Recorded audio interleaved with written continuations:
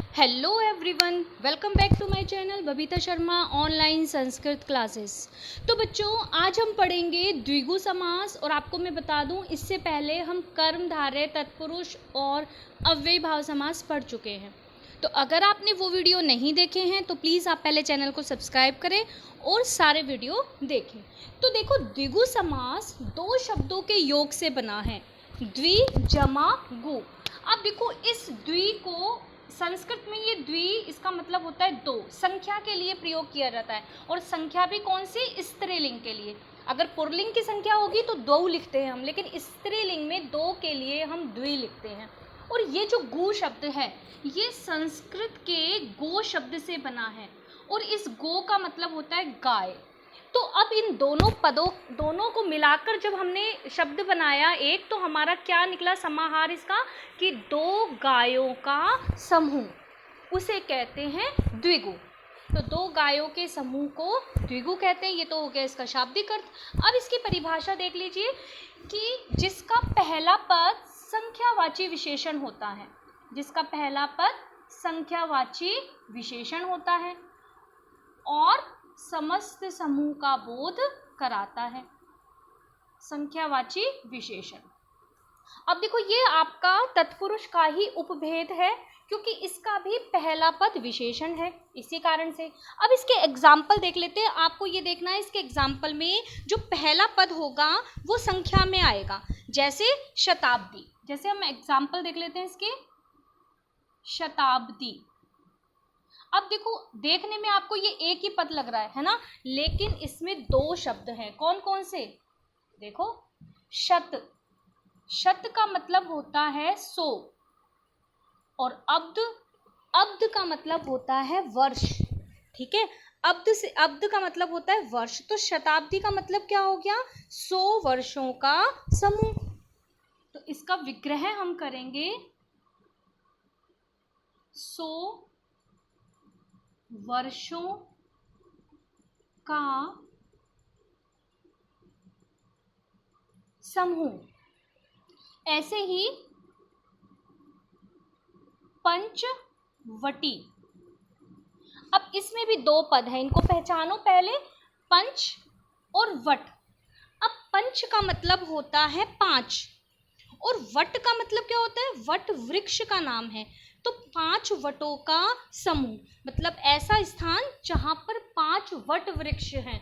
तो 5 वटों का समूह जहाँ पर होता है, उस स्थान को पंचवटी कहते हैं। तो पंचवटी एक स्थान है जहाँ पर श्री रामचंद्र जी जब वनवास गए थे, तो वहाँ पर वो रुके थे। ठीक है, तो पंचवटी का विग्रह हम करेंगे, 5 वटों का समूह। ऐसे ही और देख लीजिए इसके, जैसे अष्टाध्यायी। अब देखो, अष्टाध्यायी जो शब्द है, अष्ट का मतलब 8, और अध्याय, अध्याय होते हैं लेसन। इंग्लिश में आप इसको लेसन बोलते हो, तो हिंदी में हम अध्याय बोलते हैं। तो 8 अध्यायों का समूह, उसको कहते हैं अष्टाध्यायी। अब यहाँ पर पहला पद संख्यावाची है, इसके अकॉर्डिंग हम इसको द्विगु समास में के उदाहरण में करते हैं। लेकिन ये जो उदाहरण है, ये बहुव्रीहि का भी है, तो हम वो भी समझेंगे कि कैसे, और उसका लॉजिक भी मैं आपको बताऊंगी। तो अभी हम इसका विग्रह करेंगे, 8 अध्यायों का समूह। अब देखिए, ये जो है 8 अध्यायों का समूह, ये संस्कृत की एक किताब का नाम है, संस्कृत की एक पुस्तक है अष्टाध्यायी, जो पाणिनि ने लिखी है। तो पाणिनि संस्कृत के व्याकरणाचार्य थे, उन्होंने संस्कृत का व्याकरण लिखा है इस बुक में।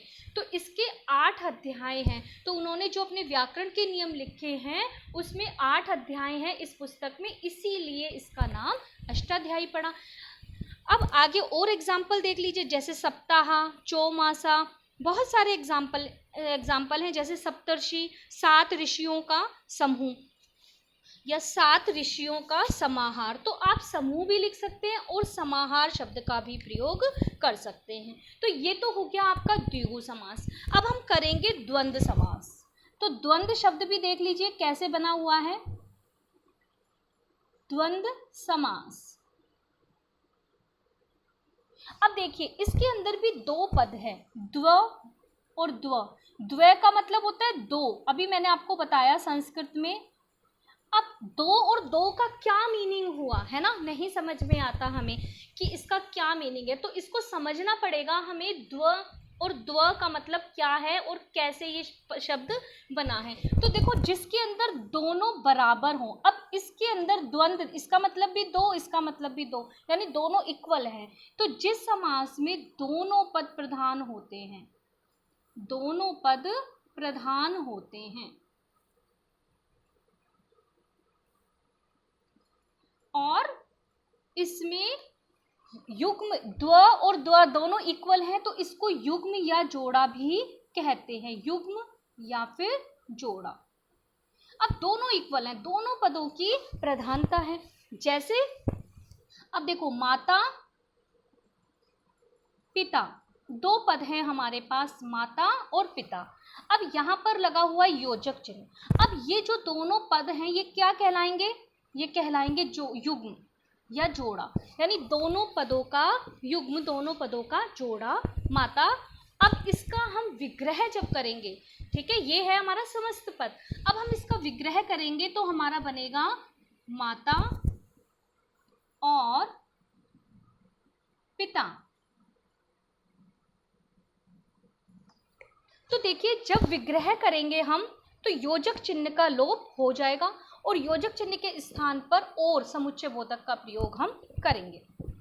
अब इसके एग्जाम्पल्स जो होंगे सभी में और आए ऐसा जरूरी नहीं है, कहीं कहीं पर या का भी प्रयोग करते हैं। तो वो एग्जाम्पल भी हम देखेंगे कि जहाँ पर या आएगा, जैसे हम एग्जाम्पल देख लेते हैं, धर्म अधर्म।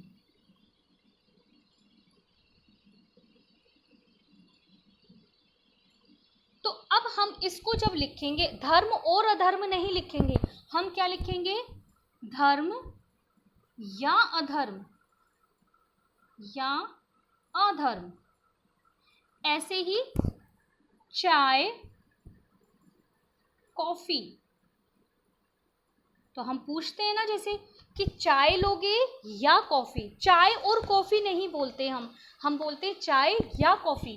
तो यहाँ पर भी हम या का प्रयोग करेंगे, चाय या कॉफी। ऐसे ही और देखो, खरा खोटा, खरा और खोटा नहीं करेंगे हम, यहाँ पर भी खरा या खोटा। तो ये जो शब्द है खरा या खोटा के शब्द मोस्टली हम सोने के लिए, धातु के लिए प्रयोग करते हैं, है ना, धातु के लिए प्रयोग करते हैं कि खरा है सोना या खोटा है, खरा दे रहे हो या खोटा दे रहे हो, तो इस तरह से। तो कुछ एग्जाम्पल होते हैं जहाँ पर या आता है, नहीं तो मोस्टली सारे एग्जाम्पल में आपका और योजक चिन्ह का प्रयोग किया जाता है। तो इसमें ज़्यादा कंफ्यूज नहीं होना आपको, अधिकतर सब में और ही आता है। जैसे दाल चावल, दाल और चावल, है ना, रात दिन, रात और दिन, लाभ हानि, लाभ और हानि, भूख प्यास, भूख और प्यास, है ना, यश अपयश, यश और अपयश। तो इस तरह से राम और लक्ष्मण। तो बहुत सारे ऐसे शब्द हैं जो युग्म या जोड़े में होते हैं, इसको पहचानना है आपको। युग्म और जोड़े में होते हैं, युग्म का मतलब एक ही होता है, जोड़ा या युग्म बोल दे हम। दोनों पदों की प्रधानता होती है, दोनों इक्वल है, इसमें कोई भी ऐसा नहीं है कि इसकी इंपॉर्टेंस ज़्यादा है इसकी कम है, ऐसा नहीं है, दोनों पद इक्वल है। तो दोनों क्लियर हो गए आपको समास। द्विगु समास में पहला पद संख्यावाची विशेषण होता है जो समस्त समूह का बोध कराता है, ये इसकी डेफिनेशन है। द्वंद्व समास की डेफिनेशन क्या है, जिसमें दोनों पदों की प्रधानता होती है और जब हम समास विग्रह करते हैं तो योजक चिन्ह का लोप हो जाता है और उसके स्थान पर और या फिर या समुच्चय बोधक का प्रयोग करते हैं। और ये समुच्चय बोधक भी समानाधिकरण समुच्चय बोधक है। समानाधिकरण, जब आप समुच्चय बोधक वाला टॉपिक पढ़ते हो तो उसमें भी कई कैटेगरीज होती है, एक तो व्यधिकरण होता है, एक समानाधिकरण होता है। तो समानाधिकरण यानी इक्वल, जो जो दो वाक्यों या शब्दों को जोड़ता है। तो इस तरह से ये समानाधिकरण समुच्चय बोधक कहलाता है। तो क्लियर। अब मैं आपको नेक्स्ट जो समास करवा रही हूँ वो करवा रही हूँ बहुव्रीहि, और उसके बाद हम करेंगे कि कुछ एग्जाम्पल जो बहुव्रीहि के भी हैं, द्विगु के भी हैं और कर्मधारय के भी। और बच्चे बड़े कंफ्यूज हो जाते हैं कि उसमें कौन सा ऑप्शन सही करें, तो वो आपके लिए सबसे ज़्यादा जरूरी है। अगर आप उसको ध्यान से कर लोगे तो आपके जो समास हैं वो कभी गलत नहीं होंगे। तो अब देख लेते हैं हम बहुव्रीहि समास। तो देखिए,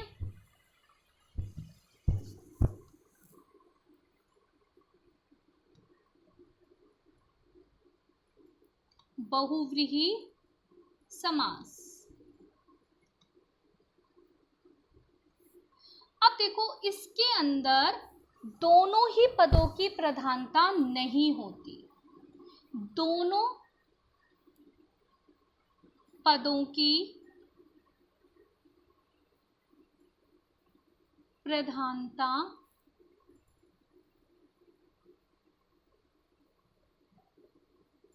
नहीं होती, बल्कि दोनों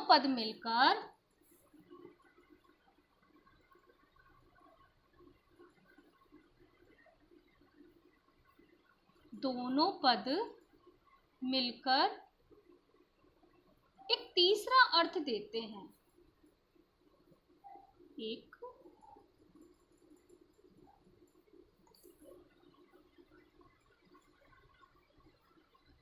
तीसरा अर्थ देते हैं, उसी की प्रधानता होती है।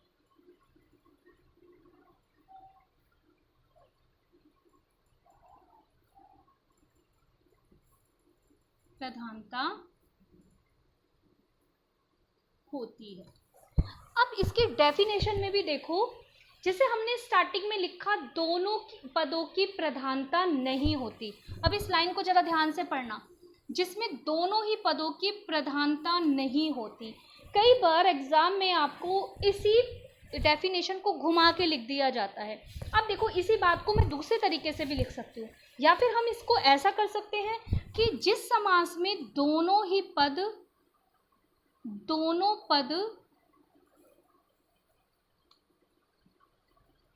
अप्रधान होते हैं।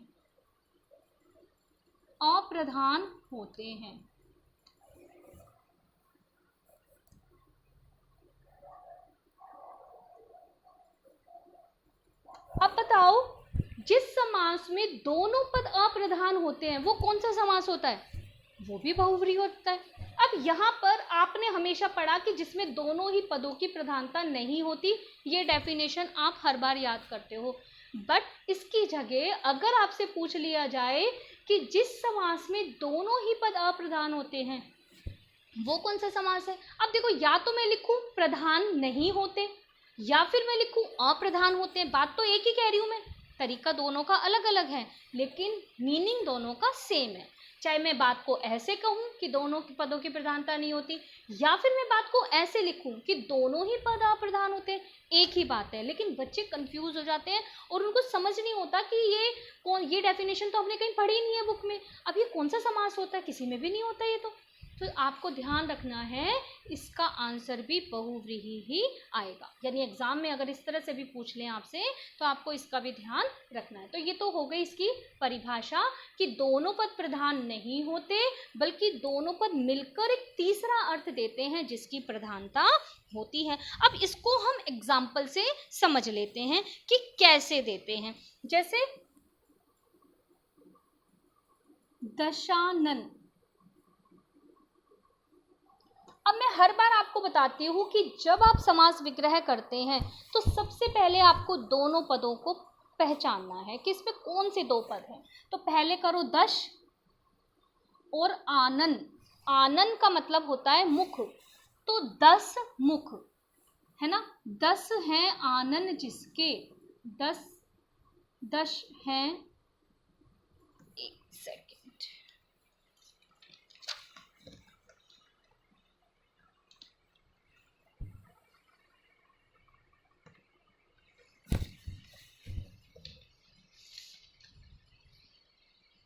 वेट,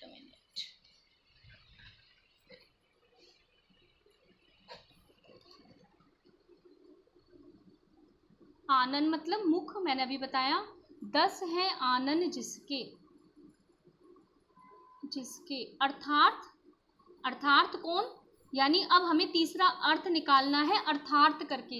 अगर आपने अर्थार्थ करके तीसरा अर्थ नहीं निकाला तो फिर ये आपका गलत हो जाएगा। तो आपको तीसरा अर्थ जरूर लिखना है। 10 है आनन जिसके अर्थात रावण। तो 10 आनन किसके थे, रावण के, 10 सिर थे उसके। तो अब ये एग्जाम्पल किसका हो गया, बहुव्रीहि का, यानी जिसके अंदर दोनों ही पद प्रधान नहीं होते। ये है आपका पूर्व पद, ये है आपका उत्तर पद, लेकिन दोनों ही पदों की प्रधानता नहीं होती और हमने एक तीसरा अर्थ निकाला रावण, इसकी प्रधानता है। तो बहुव्रीहि की डेफिनेशन आपको क्लियर हो गई होगी, परिभाषा, कि जिसके अंदर दोनों ही पद अप्रधान होते हैं और दोनों पद मिलकर एक तीसरा अर्थ देते हैं, उसे बहुव्रीहि समास कहते हैं। अब देखो और एग्जाम्पल देख लो, जैसे गिरिधर। अब दोनों पद पहचानो, गिरि और धर। गिरि का मतलब पहाड़ और धर का मतलब धारण करने वाला, है ना। गिरि को धारण करने वाला, गिरि को धारण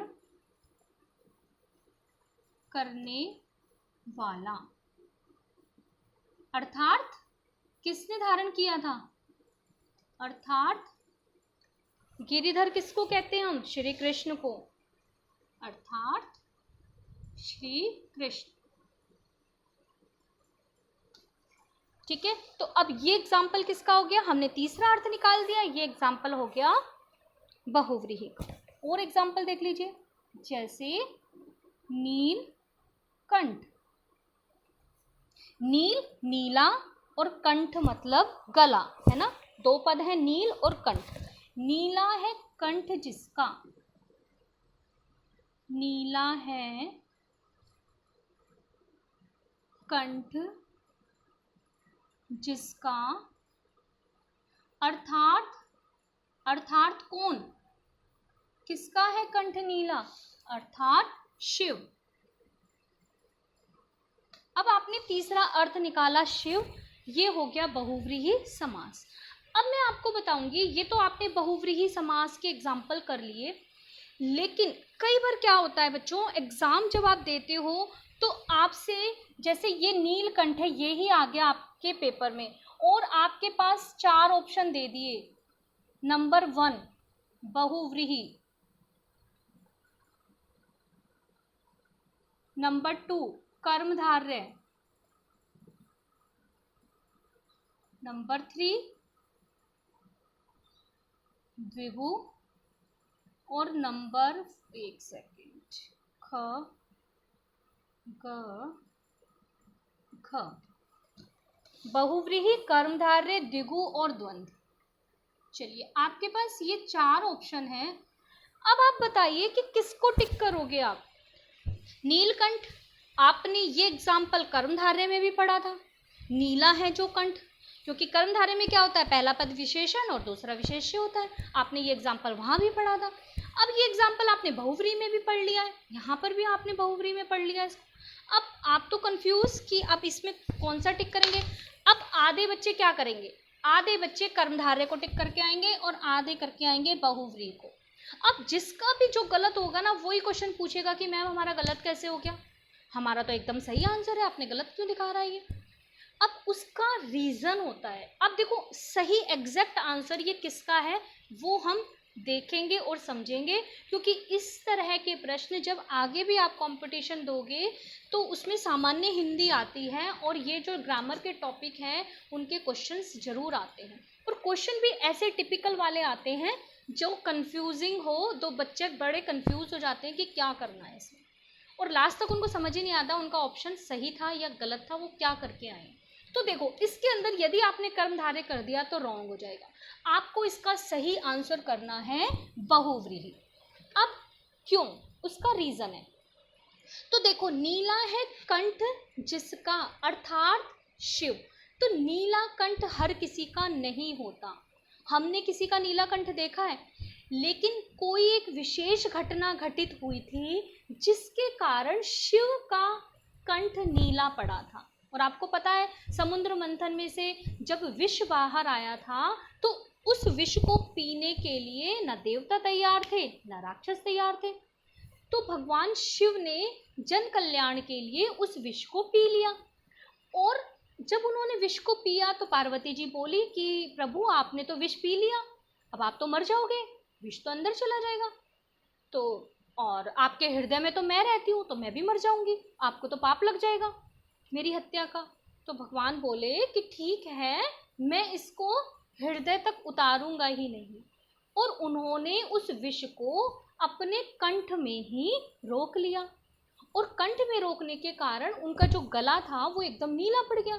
इस कारण ही उसी दिन से भगवान शिव को नीलकंठ कहा जाता है। तो ये एक घटना हुई जिसके कारण, मतलब एक ये विशेष अर्थ है, हर किसी के लिए हम नीलकंठ का प्रयोग नहीं करते और ना ही किसी का गला नीला होता है। तो ये जो सही एग्जाम्पल है वो किसका है? बहुव्रीहि का। यानी इसका एक तीसरा अर्थ है, यानी मेन जो नीलकंठ शब्द हम प्रयोग करेंगे वो शिव के लिए करेंगे। तो आपको ऑप्शन टिक करना है बहुव्रीहि। अब और एग्जाम्पल आपको बताती हूँ, जैसे दशानन, ऊपर वाला एग्जाम्पल ले लो। दशानन, दश है आनन जिसके अर्थात रावण, लेकिन इसका एक विग्रह ये भी होगा, 10 आननों का समूह, क्योंकि इसका पहला पद संख्यावाची विशेषण है।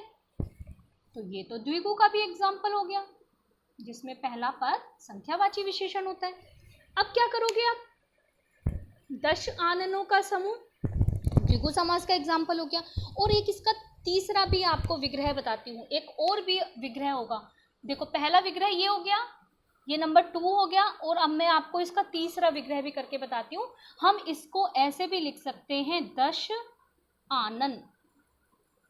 अब ये हो गया आपका कर्म धार्य, यानी कर्म धार्य में जब हम समास विग्रह करते हैं तो आप विशेषण और विशेष्य को अलग करके लिख सकते हो। एक तो विग्रह हम ऐसे करते हैं कि महान है जो राजा, 10 है जो आनन, है ना, नीला है जो कंठ, ऐसे भी कर सकते हो। लेकिन एक विग्रह आप ऐसे भी कर सकते हो सिंपल, कि जिसमें आपने विशेषण और विशेष्य को अलग अलग करके लिख दिया। जैसे नीलकंठ का भी आप तीसरा विग्रह कर सकते हो, नीला और कंठ।